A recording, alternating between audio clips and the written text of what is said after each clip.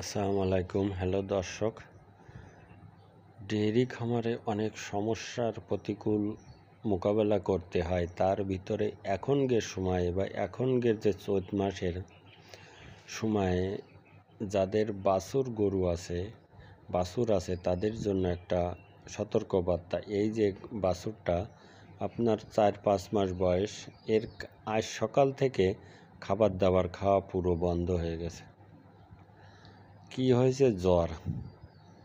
আপনার থার্মোমিটার দিয়ে মেপে দেখা হয়েছে 104 ডিগ্রি তাপমাত্রা ওর, কিন্তু স্বাভাবিকভাবে 102 ডিগ্রি ওদের তাপমাত্রা শরীরে থাকে। এই জন্য বলবো, যাদের বাছুর আছে তাদের জন্য একটা সতর্কবার্তা এবং তাদের অতিরিক্ত একটু যত্ন নেওয়ার দরকার। আমাদের এই এলাকায়, যশোর এলাকায় এখন কোনো বৃষ্টি হচ্ছে না এবং অতিরিক্ত গরম, এবং রাত হলে আপনার ঠান্ডা পড়তেছে। এই কারণে আপনার গাভী বলেন, বাছুর বলেন, ষাঁড় বাছুর বলেন, যে কোনো গরুর এই জ্বরটা দেখা দিচ্ছে।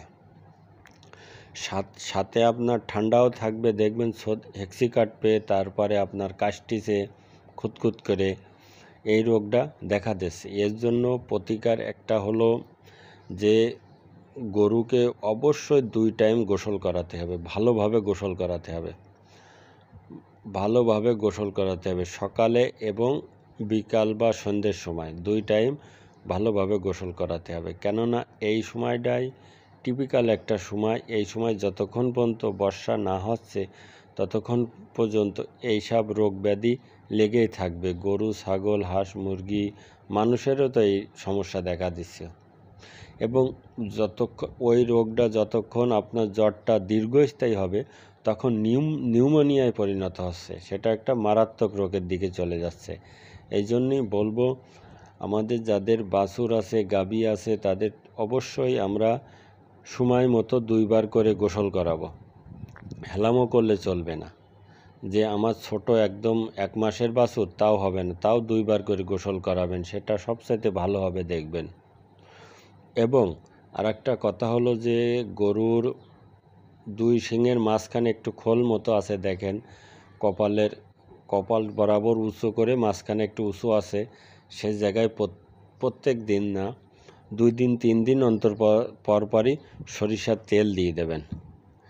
দেখবেন তাহলে এই যে ঠান্ডাজনিত রোগ যেরকম সর্দি, কাশি, এইগুলো ইনশাল্লাহ নিরাময় হবে। কেননা সরিষার তেলটা অনেক উপকারী তেল। ভাই আপনি কেন দিছেন না আগে? ভাই আমি তো দিছি, কিন্তু তারপরেও এই রোগ ব্যাধি হলে করার কিছু আছে? কোনো করার কিছু নেই।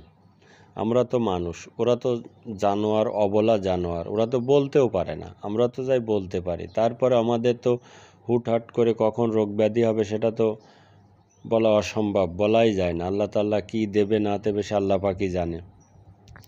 আর ওরা তো অবলা জানোয়ার, এক জায়গায় সারা দিন 24 ঘন্টা ওদের বেঁধে রাখা হয়। এই জন্যই বলছি যে আমরা যারা ছোটোখাটো খামারি আছি ভাই, তাদেরকেই বলি ভাই, বড় খামারির কথায় বাদ দিই। কেননা একটা বাছুর হলো একটি খামারের ভবিষ্যৎ, এবং সেই বাছুরটা যদি কোনো সমস্যা হয়, ইনকেস সমস্যা হয়, কোনো রোগ ব্যাধি হবে, কেননা তখন তার পিছনে অনেক টাকা লেগে যাবে। আমি সাথে সাথে ডাক্তার নিয়ে এসে ইঞ্জেকশন পুশ করে নিয়েছি, ওষুধ খাইয়েছি, 200 টাকা নিয়ে চলে গেল, আবার কালকে আসবে। তাহলে যদি আমরা নিজেরা একটু সতর্ক থাকি তাহলে ইনশাল্লাহ এই রোগের হাত থেকে আমরা নিরাময় হতে পারবো। এবং অবশ্যই মনে রাখবেন, 2 টাইম করে অবশ্যই গোসল করাতে হবে গরুদেরকে, তাহলে দেখবেন এগুলো ভালো থাকবে।